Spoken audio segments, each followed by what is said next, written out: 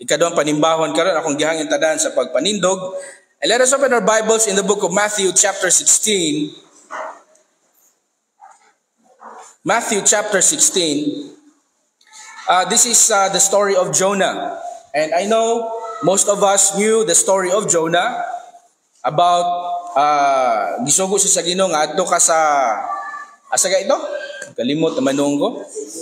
Tarshish. Number 1 gini si Ma'am Alma tigtubag sa tanan, no?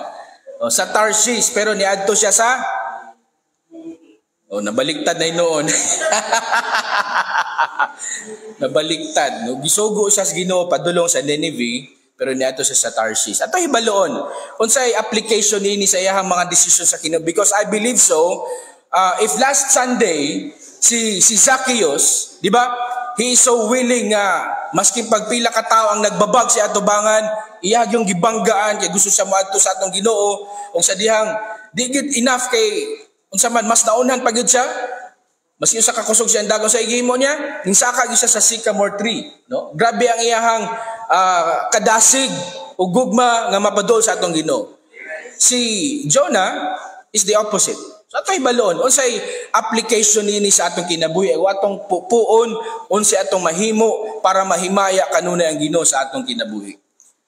Now I know, ang story ni Jonah nasa Old Testament, but magsugod ta sa New Testament. Matthew chapter 16 verse 1 to 4, akong basahon sa kusog, basahan ninyo sa hilom.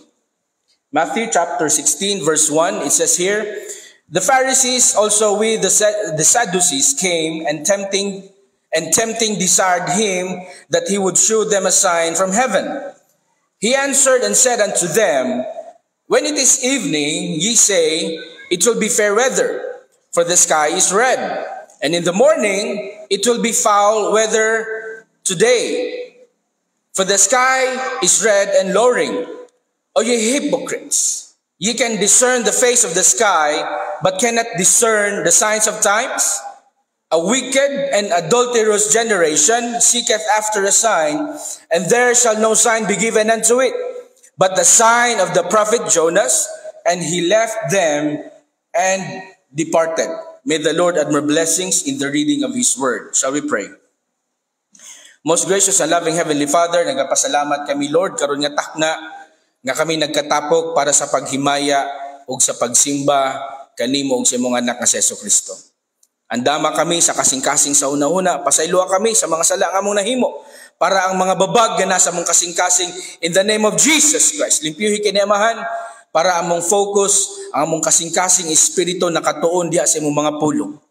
And Lord, tabangi ako sa paghatod sa imong mga pulong. Gamita ako mightily sa pagdasig sa matag usa. Lord, kabalo ikaw sa mga kabugaton nga among ginabitbit. And I am praying, oh God, that in the name of Jesus Christ, ang imong pulong, maghahatag og comfort, maghahatag og relief, maghahatag og kaalam, nga among masulbad kini among mga problema pinaagi sa imong giya, Amahan. And Lord, akong pag-ampo, ihatag ang kadaugan sa panimbahon karon. Ilabi na sa amuang pag-celebrate sa Lord's Supper later on, sa paghinumdum sa kamatayon ng sakripisyo ni Jesus Christ sa cross sa Kalbaryo para sa paglimpyo sa among mga kasalanan ug among maangkon ang tinuod nga kaluwasan pinaagi sa iyang ngalan. Amahan, dalaygon ka sa kanunay, kinigtanan akong pag-ampo sa pangalan ni Jesus ug ang kagahom sa balaan niya Espiritu Santo. Amen. Magabalik ka mo sa paglingkod.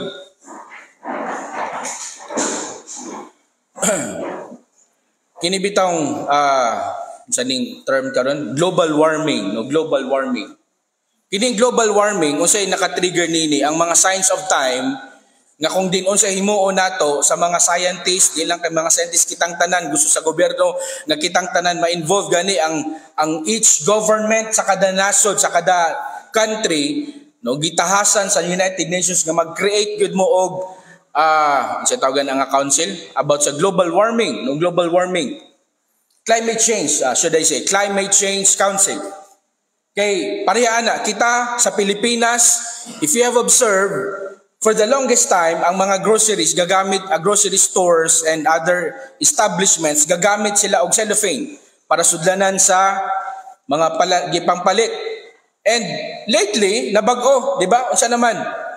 Like sa Misamis Occidental, every Wednesday, no plastic, no? Tanang palito nimo, even sa palengke, no? Palengke, could you imagine sa wet market, palit kag 1 kilong isda ang sudlan, newspaper, di ba na maguba, no? Mamoslo. So, ginatawag og eco bag. Now, these are the signs of time nga ginabantayan sa tao unsa himuon. And this is really important. Even sa atong pamilya, sa atong mga inahan o gamahan, we should always know the signs of time, unsay mga ginahimo sa atong mga anak, unsay ginahimo sa atong bana, unsay change na behavior nga naa nila sa atong asawa, every member sa atong pamilya, relative ug atong mga kahigalaan kay nganuman, mao nay maghahatag ka natog leading unsay atong dapat himuon nga dili ta maagrabyado. And so sa atong gibasa karon, generally niabot sa punto nga si Jesus Christ, no, nasa'y naka-fellowship nga mga Parisiyo o mga Sadducees, no, ni mga elite sa ilang panahon kaniadto. And they are tempting Jesus Christ that they want to see a miracle sa iyaha. No? Pero sa ingon ni Jesus Christ, you always looking for a sign. What's the purpose of it? Ingon pa ni Jesus Christ, no? Ingon pa siya, when it is evening, you say that the weather is fair, no? Kasagaran, ginatanaw nato, kung dag-ong, maingin yung nga, murag muulan yun ron. Pero gani, pagtanaw ni mo sa langit, walay panganod, pertig yung inita karon. No? Ngunit, gamit yan ato ang bagong rilo, na apay temperature. So, we are 32 degrees. Importante na siya. No? Pero, sa ingon ni Jesus Christ, oh, ye hypocrites, in verse 3, oh, ye hypocrites, ye can discern the face of the sky, but ye cannot discern the signs of time. Ang gusto sa atong Ginoo, dili ang ato ang environment atong ginatanaw, ang langit, ang mga pangitabo, no? Ato tanong karon sa Maui, grabe ilang sunog dito, ubang lugar usab, even sa Spain, sa Europe, even sa California, sa USA. Kining ginatawag og forest fire, daghan na kayong nangamatay. Pero ang signs of time nga gusto sa Ginoo nga atong bantayan, isang mga katawhan nga wala pa gyud nakaangkon kang Ginoong Hesukristo. And sure enough, by looking at the words that they are uttering, makabalo ka nga kining tawhana, nakailamang kang Ginoong Hesukristo, pero kining tawhana, kining bata, walay personal nga relasyon sa atong Ginoo. Kay even mga magtotoo ni Kristo, daghana karong panahon na nga nakita nato ang mga senyales nga sila usab ming taliwan diha sa tinuod nga pagtuo ug pagpangalagad sa atong Dios. And the Bible has always been warning us about the signs of time. In 2 Timothy chapter 3, the Word of God says, 2 Timothy chapter 3, verse 1. 2 Timothy chapter 3, verse 1. This know also that in the last days perilous times shall come. Akong balikon. This know also that in the last days perilous time shall come. And the word of God is telling us that these are the signs. Isn't it true that we are living in a perilous times? Yes, of course. Huh? Kumingkag krimen lang panghitabo, makaingkag na unsa naman Napato isa ka vlogger naingon siya kung ngano nagka-short sa bugas karon, nagka-mahal pud ang bugas, no? Kaysa panahon daw ni Duterte, daghang gipantukhang, so daghang natulid ang utok, so kusog na kay mangaon karon. Binuang lang ba, no? Pero kining mga signs of time karon nga shortage sa pagkaon gani. Next week ang Malacanang nag-issue na sila executive order nga ang price cap sa bugas himuon ng pila. Kabalo mo? Dapat kabalo mo kay para di mo mailad inigpalit ninyog bugas. 45, no? Himuong 45, ang 55 himuon ng 45. Dagan ingon nga mga tindera tag-iyag tindahan nga di mi mosugot ana. Nya ingon pud ang presidente, sige, kaya man kanyo multahan og 5 mil hantod 1 million. Ato nang tanong kung ma-implement ba yun na. And tanang agency gi-involve sa atong presidente, even ang mga police. No? I-check ninyo ng mga presyo diha. Kabalo mo ang signs of time nato karon nagakalisod nga nagakalisod, and this has been written in the Bible. Di ta ngay mahadlok, di ta ngay makuyawan, mo react ta pero makaingkag. Mao na ning mga sinyalis nga gingon sa Biblia. But more of it, ang gusto sa Ginoo in 2 Timothy chapter 3 verse 1, nga naa na ta living dangerously karong panahon na, and we should always be aware and we should be prudent, ilabi na nga atong equip atong kaugalingon diha sa kaalam sa Ginoo, so that we will know that the signs of time dili ta ma-divert, dili ta malingla unsa atong priority. Di ba ina man na pag naay disaster, for example, linog or tsunami, naagi kay priority nga himuon pinakauna sa tanan. Dili ka pwede maratol, dili ka pwede magpanik. Kaya nga mas makadisgrasya pa noon ka. Mausab ang gusto sa atong Ginoo. Ingon pa niya diri in verse 2, 2 Timothy chapter 3 verse 2, for men shall be lovers of their own selves. Di ba mao ni panghitabo ron? Kanang mga reels, kita mo anang mga reels? Wala na kayo mapili, mababae, malalaki, no?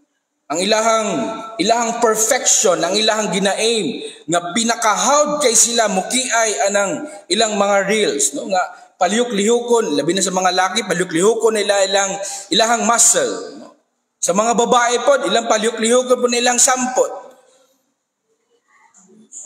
And the Bible has been telling us all the while, before pa ni panghitabo, and karon nga nahitabo, may yung tama gid ang Bible. Yeah, tama ang Bible, pero ang pangutana, naatay dapat buhaton, dili ta mo sugot nga atong pamilya, malingga, di ta mo sugot nga atong bana, atong asawa, atong mga anak hinigugma sa kinabuhi. Ilang kinabuhi, dili mahimaya ang Ginoo, but si Satanas may mahimaya. Even in 2 Peter chapter 3, 2 Peter chapter 3, verse 1, the word of God says, the second epistle, beloved, I now write unto you, in both which I steer up your pure minds by way of remembrance, that ye may be mindful of the words which were spoken before the holy prophets, and the commandments of us, the apostles of the Lord and Savior, knowing this first, that there shall come in the last days scoffers, walking after their own lusts. These are just two things nga gi-mention sa 2 Peter chapter 3, verse 3. Scoffers, unsa man sila, mga yaga-yagaon, ginabiyay-biyayan ang atong Ginoo. Ginayaga-yagaan ang pagka Dios sa atong Ginoo. Walking after their own lust. Sama atong giisay-say ni Ma'am Blessy kaganiha, katong Luka, no? Luka gyud. Thinking ay ang ginahimo, nahimay ang Ginoo, but that is not according to the knowledge of God. And we should do something about it.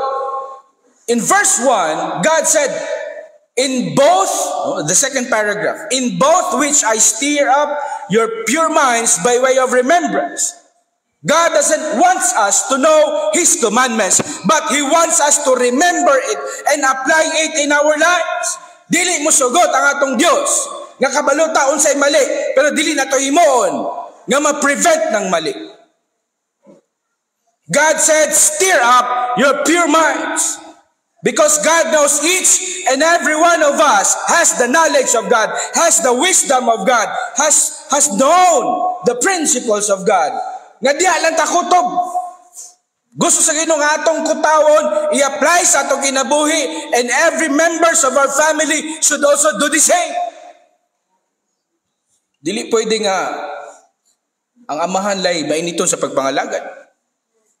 Dili pwede ang inahan lay mainiton sa pagpangalagad. Tanang members sa family atong involved. Pastor, na magigahig ulo. Nagigay ulo. And that is true.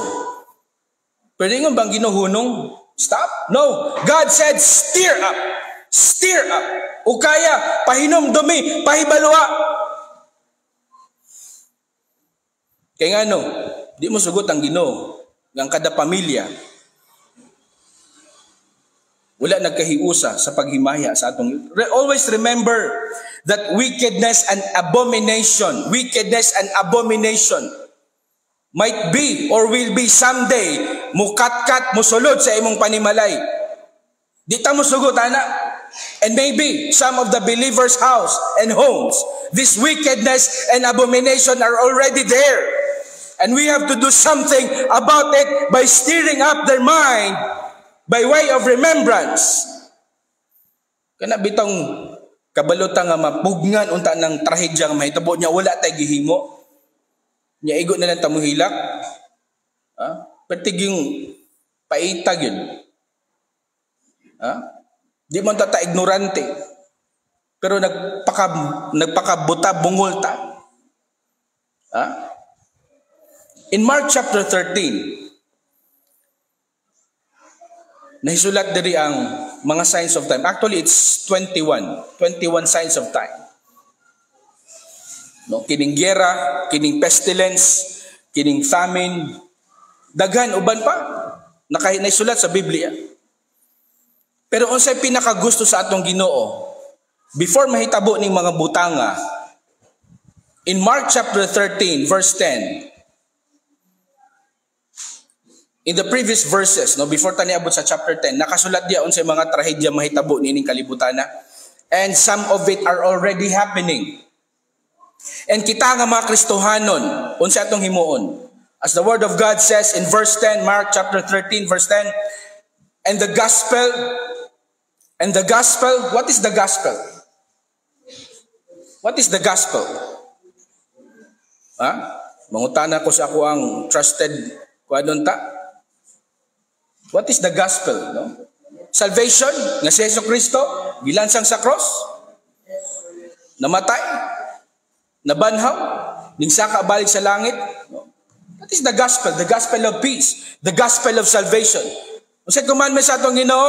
Mark chapter 13 verse 10, and the gospel must be first published among nations, that the gospel might be first published among all nations. Sa ato ang kinabuhi, kinsa may atong pinakauna nga nasod? Kinsa makonsider nato nga this is my home, this is my country. Inyuhang silingan, panimalay, tubag na pud akong kanino. Ang atong panimalay, maunay atong nasod. And what is the commandment of God? That the gospel might be published. Meaning, dili lang kay atong ipadikit sa atong dingding.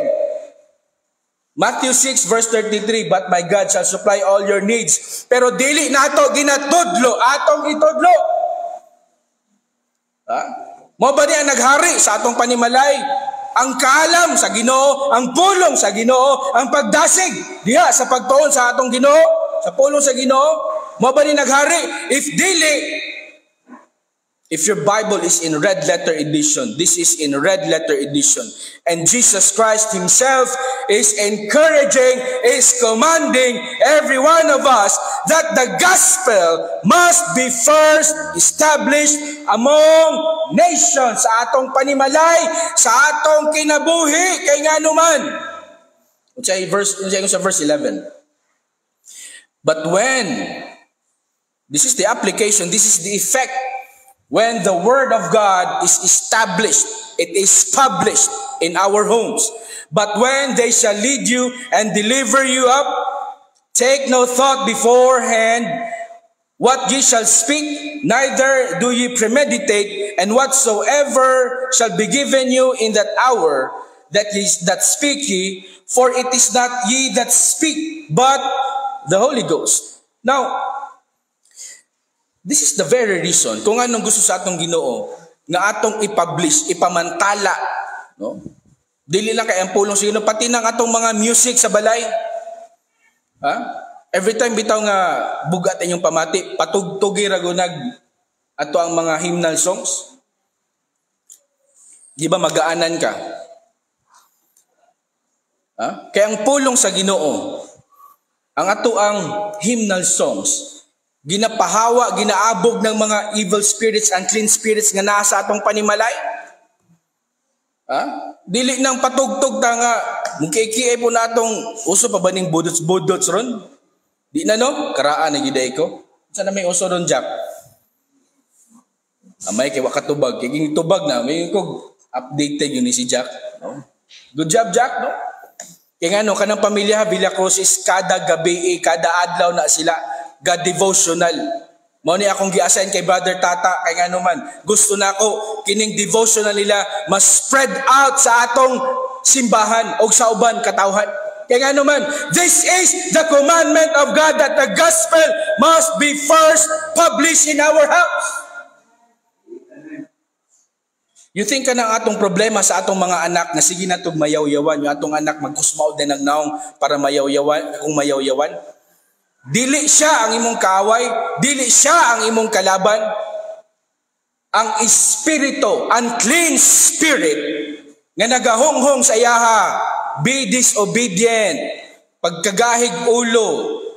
And this is the very reason nga sa atong panimalay inig-uli sa atong mga anak, bana o asawa o uban pa membro sa atong panimalay, mukalagyo ng mga daotang espiritu nga naguban-uban sa ilaha sa tibok adlaw. Dili naman tanila ma-possess, ma-penetrate, pero pwede tanila ma-impluwensyahan. Mabitaw na usahay makalitok tag dili mao. Kaya nga naman nakuha nato na dito sa atong trabahoan. Labi nagnaatay kauban sa trabaho nga wat sinanggol. Oh. Dadon po nato ng joke sa atong balay. Abig maayo pero wag yun nalipi ang Ginoo kay nga naman dili na maoy gusto sa ato Ginoo but iyang gusto that His gospel, His words, His wisdom should be the one na may muhari sa atong panimalay. Para magkaroon tag tama nga pangisip, tama nga kasing-kasing, tama nga mga pamalano. And we should always know in Matthew chapter 28, verse 19 and 20. Matthew chapter 28, verse 19 and 20. Go ye therefore and teach all nations. Kisa gani ato ang pinaka-nation nato, ang atong balay, ang member sa atong balay. And what is God commanding us? To teach, tudloan nato, and to be specific ang pulong sa Ginoo. And this burden, this responsibility, magsugod sa mga amahan, sa mga inahan, sa atong tanan. Pero pinakauna gyud sa mga amahan, mga brotherhood nato nga naa diri. Barog ka mo. Kaya kung barugan na itong prinsipyo sa Ginoo, ang kaalam sa Ginoo, dili ta matulisok sa atong mga asawag, sa atong mga anak. Kaya ano, kita usab, dili na mo atong prinsipyo, but prinsipyo sa atong Ginoo. Kita gatuman lang. In verse 20, teaching them to observe all things, and whatsoever I have commanded you.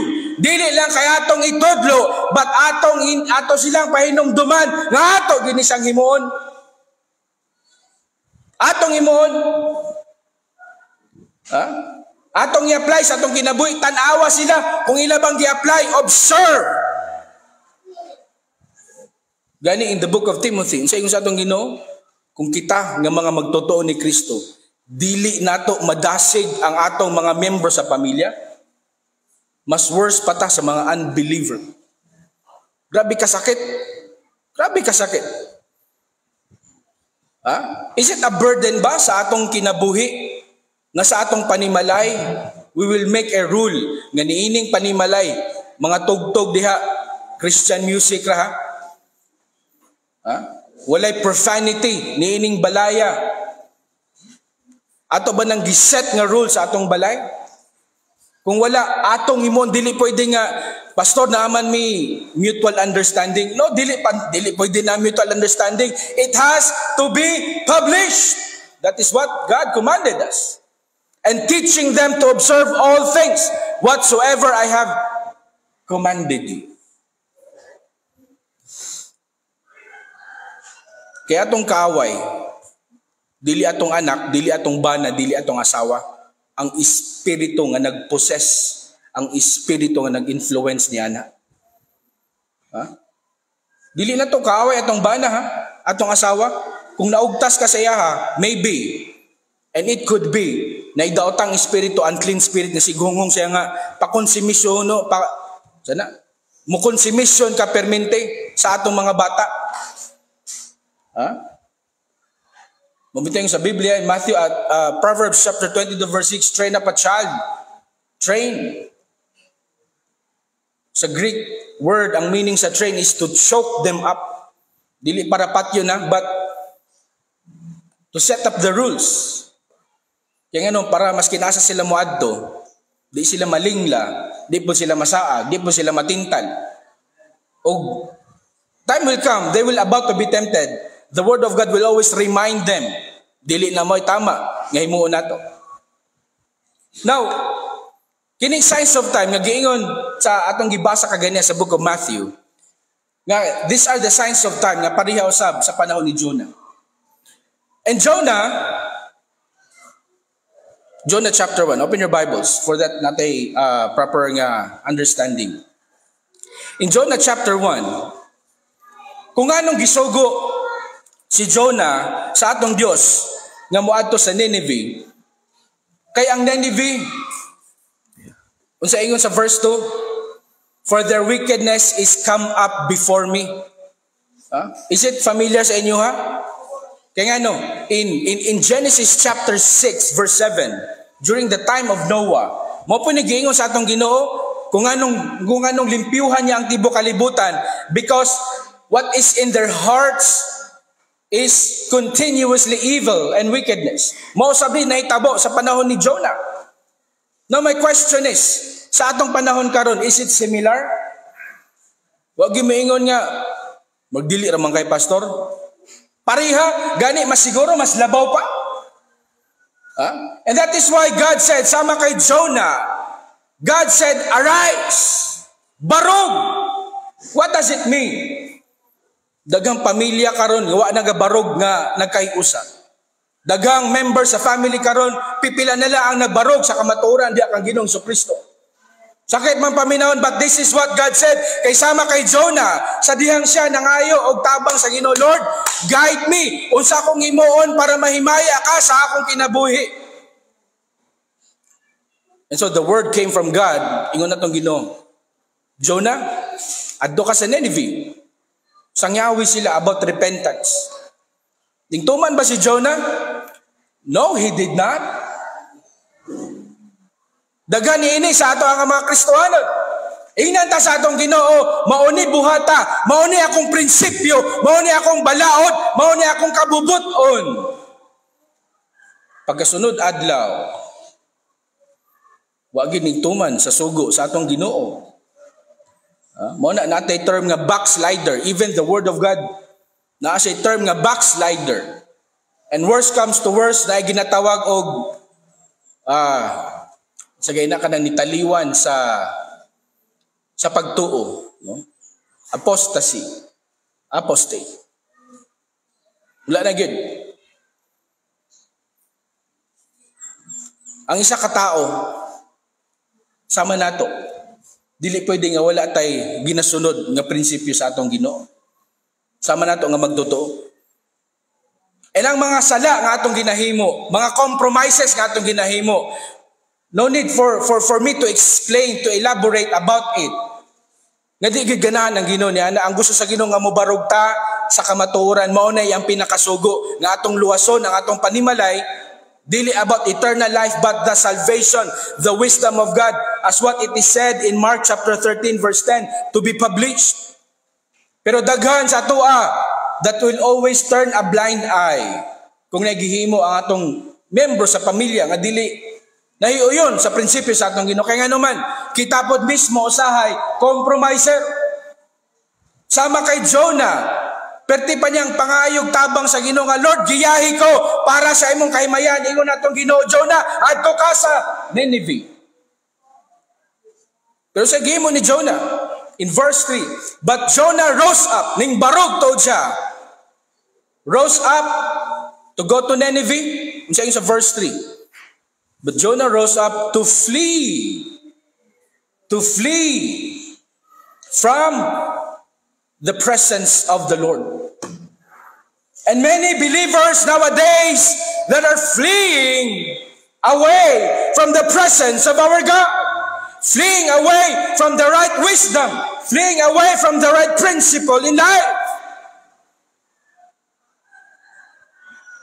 Asa may ilang gisunod? Ang ilang kabubuton, ang sala, nga mo'y gagitik-gitik sila sa matag adlaw nga tanan. And nagtuo si Jonah, nga okay lang yung gihimo, to flee away from the presence of our God. Sa iyang gisadihang iyang gisukwahi, iyang gisukla ng atong Ginoo, sa dihang ning supak siya sa sugo sa kabubuton sa atong Ginoo. Unsa ingon diri, and he flee away from the presence of the Lord and went down. Naabay, nagbackslide, nagpakasala, nga ni Asinso?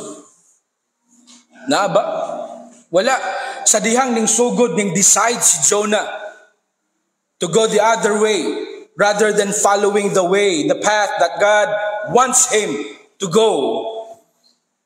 The first step ngayang gihimo nagpaliw sa Ginoo ay yung diri, and went down to Joppa.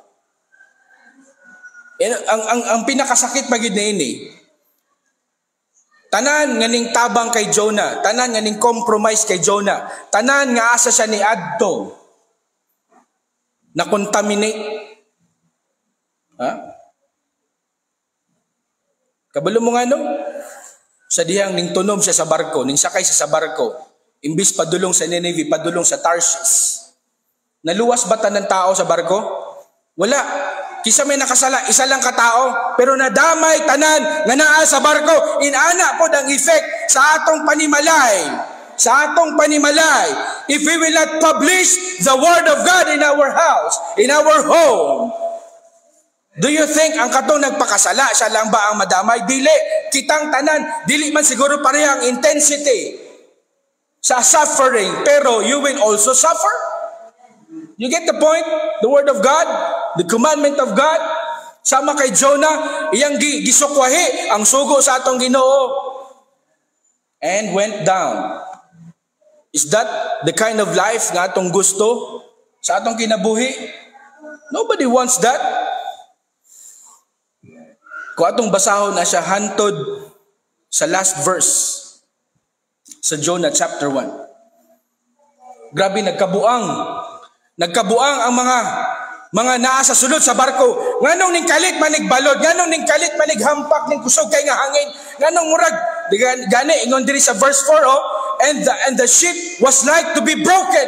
Di ba na yung anana? Kay ngano, na isa sa membro sa atong panimalay, kung dili lang isa duha, nga atong balay murag mabungkag na, atong pamuyo murag maguba na.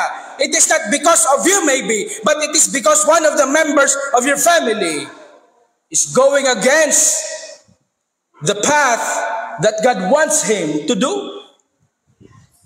Mo bitaw ning dako kaya kung kalipay bitaw nga pareha na sa pamilya mo linaw. No? Pasensya na mo brother, perminte mo na kung may mo example.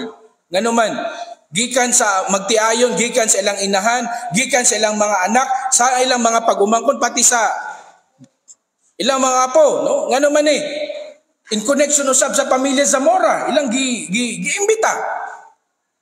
You see, what's the effect when we publish the word of God in our house? And much more sa tuwa diri, no? Halos tanang kumpleto man ta. Pero sinahitabo kay Jonah, gidamay niya ang tibok na sa barko. Nagkaguliyang ang tanang nagsakay sa barko. Tanawa in verse 5, and the mariners were afraid and cried every man unto his God. Nagpanawag og mga diliingon nato Perting ampo gid siguro nila to, naunsa naman nga okay naman tatong biyahe gahapon, karon naunsa naman kay nga naman, na isa ka Kristohanon nga ning backslide, na isa ka Kristohanon nga mas gisunod ang pagpakasala kaysa mosunod sa kabubuton sa atong Dios. You see the effect? Damay tanan. And this is what the word of God is always reminding us. Dili pwede nga isa lang sa pamilya ang mainiton. Dapat kitang tanan. Kabalo mo siya nahitabo. In verse 6, ang kapitan sa barko, unsa may nahitabo aniining atong barko? Ipang labay daw ng mga kuanbe kay basig mao na hinungdan kanang mga karga. Tanawa before maguba ang isa ka panimalay, because of sin, mahurot gyud tanang kabtangan, mahurot tanang resources. Di ba nahitabo man na? Mahitabo na. Ngano man, na isa ka pamilya, membro sa pamilya, nasakit. Usay mo, alangan natong tanawon. Tabangan, hurot ng nasa ATM, hurot ng gipamrinda ng mga gamit kay ngano man para masalbar ning isa. Mo man nagihimo, di ba? Para masalbar silang tanan. Pero nasulbad ba ang problema? Wala. Wala nasulbad ang problema nila. Unsay nahitabo in verse 9. Kay si Jonah na konsensya na. Paspasan na to gamay kay hapit na alas 12. Niangkon siya, Kapitan, ako ang nakasala. Ako ang nakasala. Wala naman, urot na tanang mga karga gipanglabay na. Gaan na kaayo na mas ning lutaw-lutaw na gihinoon ang ilang barko. Pero di gihapon mo undang, mura gyapon maguba na ilang barko, nagliki-liki na. Ha? Ang nakapait pa gyud, samtang nagkaguliyang tanan tao sa iyahang sa sulod sa barko, si Jonah natulog lang. Bahala mo diha. Di ba inana na sa panimalay? Kinsa tong walay concern, will always turn a blind eye, will always be numb to participate. Nga dili unta ta maunlod. Wala. Paday lang gihapon siya sa sala kayang ginahimo. But then when repentance came in the heart of Jonah, siya naitabo. Nasulbad ang ilang problema. Unsay sulbad? Gitambog siya sa dagat, gitukob siya sa isda. You see how painful it is. How painful it is. Sa isa ka panimalay nga wala nagkahiusa sa pagpangalagad sa Ginoo. Dili lang kay complacency but tinud-anay. Kaya nga naman kanang complacency mulutaw ra ginang kamatuoran na kung patik-atik lang na siya. And you know what? For the past week nga naga-digest ko aning kinabuhi ni Jonah. Maskin pag nahitabo ni thousands of years ago, pero ang iyang gihimo, ang wisdom behind sa story ni Jonah is very applicable sa atong kinabuhi. Walay gusto nga panimalay maguba, walay gusto nga panimalay magkatibulaag. Ba't kitang tanan gusto nga magkahiusa labi na? Pag mo panalangin ang Ginoo, di lang kay isa ang mapanalanginan, but the whole family. The whole family. And in chapter 3, in the book of Jonah, may gani, gitagaag second chance si Jonah. And the word of God and the word of the Lord came unto Jonah the second time, saying, Arise, go unto Nineveh. Na po dani. Tagam siya, wala? Tagam. No? Tagam. No? Kanang, unsa ni? Kanang bitong saying sa atong mga Bisaya, no? Gibawal ang sala kay unsa daw lami. No, lami. Pero sa atong mga Kristohanon, wa gi lami ng sala kay ngano man.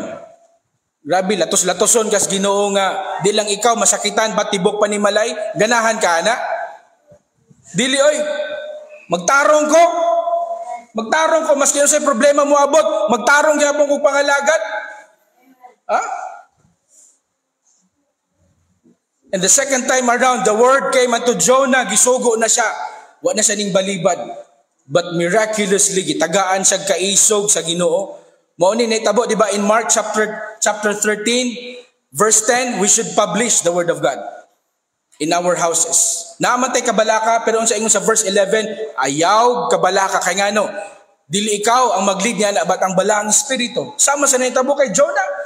Yabang kaalam ang patigbabaw dili ang kagahom sa Ginoo. Sa nahitabo ang tibuok ging harian na luwas. And as you know why Nineveh is created by King Nimrod. And you know who King Nimrod is? The grandson of King Solomon, who initiated kining paghalad sa mga disdiyos. Dili halad nga kanang halad dili. Bata mismo nga patyo niya, ihalad niya sa mga demonyo. Mo na ingon sa atong Ginoo sa verse 1, grabe ilang sala, naabot na gid sa langit.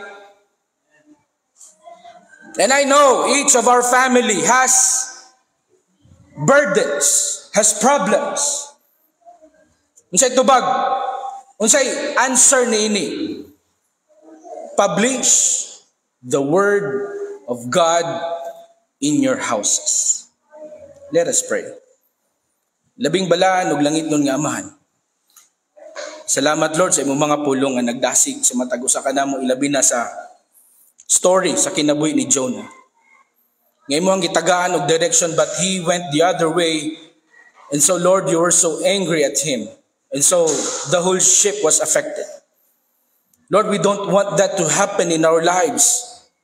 And Lord, we are committing ourselves to be faithful, to be obedient, because we do not want nga maghari sa among kinabuhi ang imuhang kasuko, but we want it that your love and blessings. Amahan, salamat nini nga pahinumdum sa matag usa. That no matter what, Lord, we will publish your word in our house as our principle, as our way of living every day.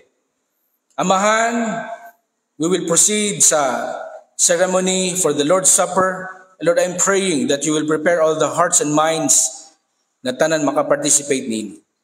Kining tanan akong pag-ampo sa pangalan ni Jesus ug ang kagahom sa balan nga Espiritu Santo. Amen. Akong gihangyo si Brother Christopher ug si Manong Solomon as our usher sa tuang Lord's Supper karon nga adlaw. And I'm requesting everybody to please stand as we're going to read from the book of 1 Corinthians chapter 11. 1 Corinthians verse 1 Corinthians chapter 11. Mo niyang patukuranan sa tuang seremonya karon nga adlaw.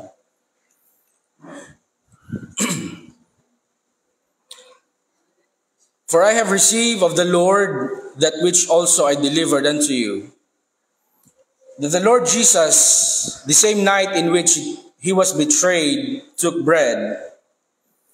And when he had given thanks, he brake it and said, Take, eat, this is my body, which is broken for you. This do in remembrance of me. After the same manner, also he took the cup when he had supped, saying, This cup is the New Testament in my blood.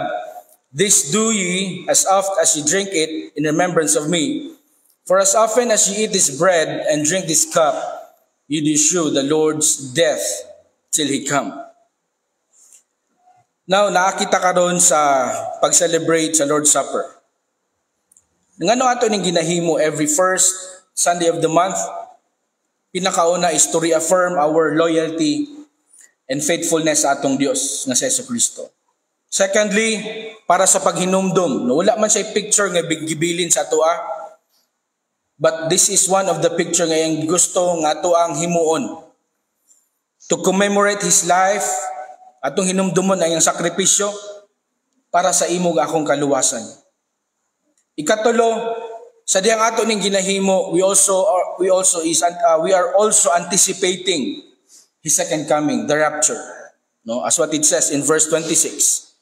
Nga kung ato ning himuon, we are expecting nga siya sayang pag-abot. And ikaw pat, kung ato ning ginahimo, pagpakita sa matag igsuon sa pagtuo, nga we are one in faith, we are one in righteousness, and we are one in obedience sa atong Ginoo. Now, kinsay pwede mo apil? Pinakauna, luwas. Naluwas ka ni Jesucristo. Ikaduha, you have gone to a water baptism. Ikatulo, you are free from all grudges. Mga kaligod-god kapungot nga nasa imuhang kasing-kasing, pangayo nagpasaylo. Kaya sa ingo sa atong Ginoo, kung imo nang himuon, in verse 28, but let a man examine himself, and so let him eat of that bread and drink of that cup. For he that eateth and drinketh unworthily, eateth and drinketh damnation to himself, not discerning the Lord's body. Tonglo ang maabot. Now, if you are ready to participate on this ceremony, please remain standing. If you are not, palihog balik sa paglingkod. Akong tawagon si Maymay para sa ready sa ato ang atong unahon ng tinapay, bread.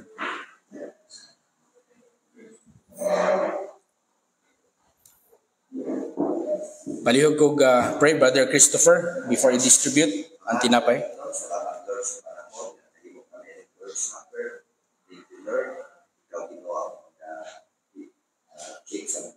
Yes.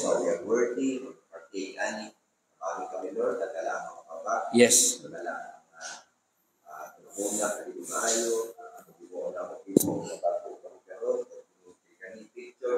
Yes.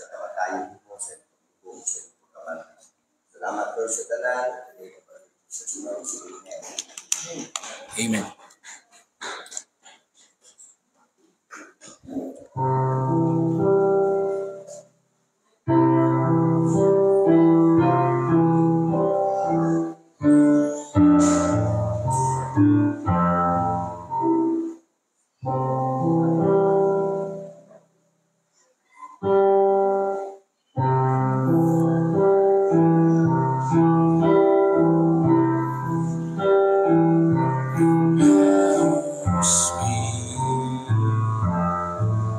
The sound that saves, oh, wretch like me.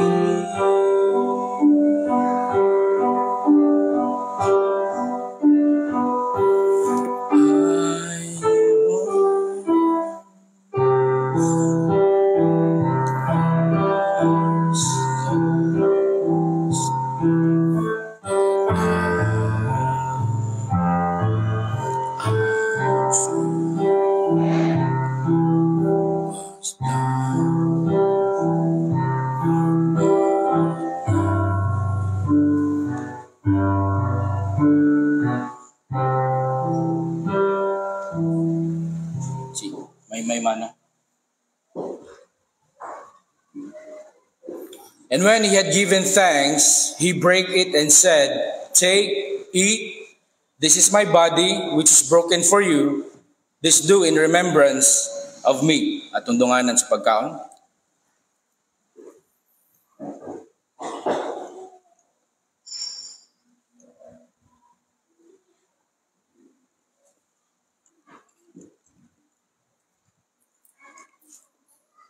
Manong, palihog ko pray para sa ato ang wine.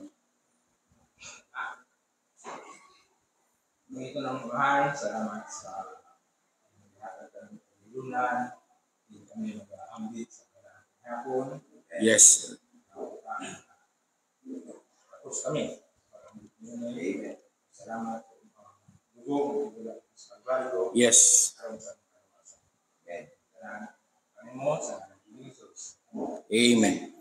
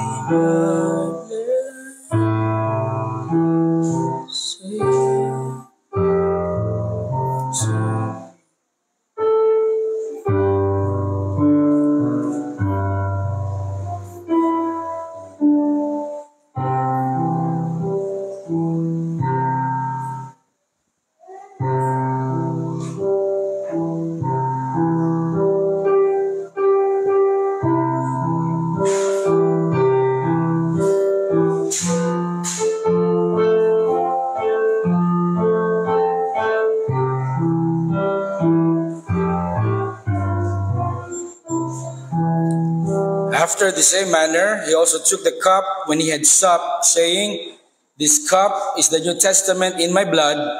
This do ye as oft as ye drink it in remembrance of me. At tundunganan sa pag-inom.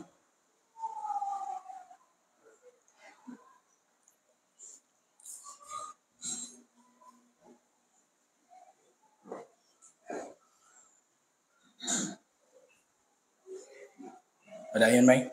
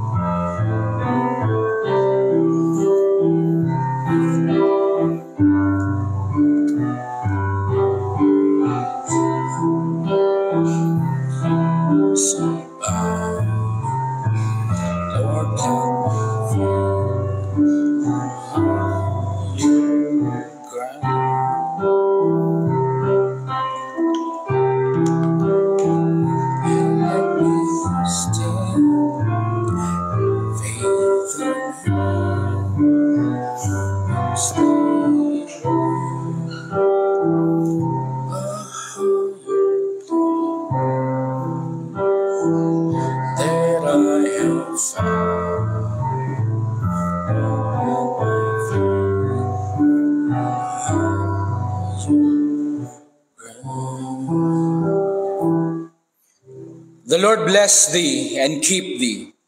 The Lord make his face to shine upon thee and be gracious unto thee. The Lord lift up his countenance upon thee and give thee peace. Labing balaan ug langit noon nga Amahan, salamat sa success nini nga seremonya sa paghinumdom sa imong kinabuhi, sa imong kamatayon, sa imong sakripisyo para sa amua ug sa among kinabuhing walay katapusan. Amahan, salamat sa show force of unity sa matag Kristohanon. And Lord, I am praying nga magpabilin niini nga kami nagkahiusa diha sa pagtuman, sa pagtuo ug sa pagkamatarong sa imuhang ngalan. Amahan, akong pag-ampo nga among ikinabuhi ang imong mga pulong, dili lang kaysa amo ang baba lang. Nga Lord, kami mahimong panalangin o mahimong maayong kapanag-ingnan. Amahan, salamat nining oportunidad nga kami nakaparticipate. And Lord, I am praying that you will bless us more, ilabi na sa paghimo sa imong buluhaton. Kining tanan akong pag-ampo sa pangalan ni Jesus. Amen.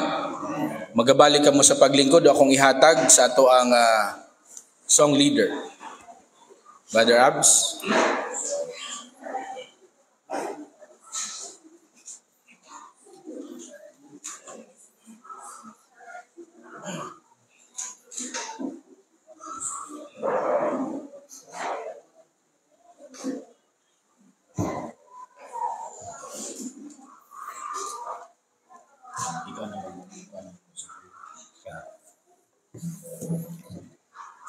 Amen. Og sa tuang pagpadayon sa alang sa pagkuha sa tuang tithe na offering, akong gihangyo si Brad Drill og si Brad Jack sa pagkuha sa tuang tithe na offering, ug akong gihangyo si Brad Drill sa pag-pray.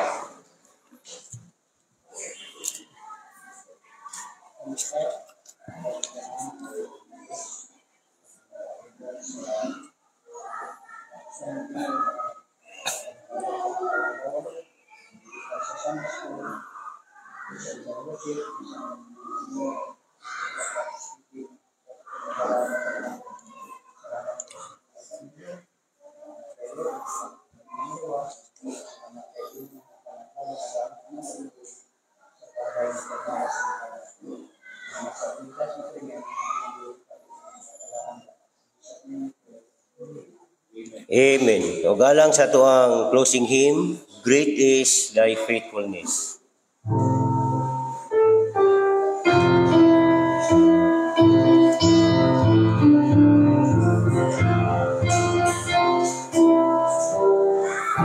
Verse 1, ready, sing. Great is thy faithfulness, O God my Father. There is no shadow of turning with thee.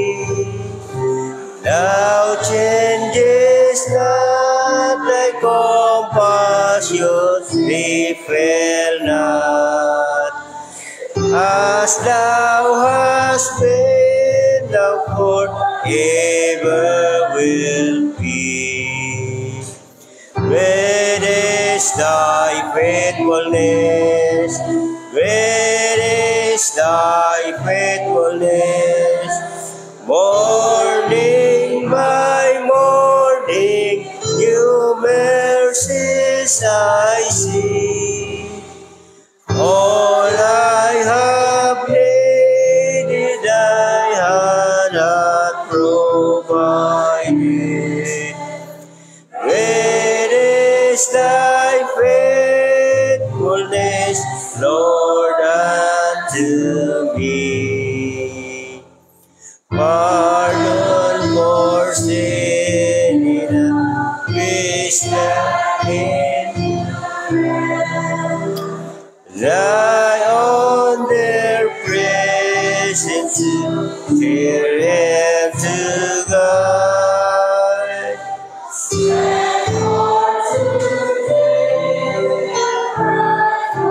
For tomorrow, blessings on mine with 10,000 beside. Great is thy faithfulness, great is thy faithfulness.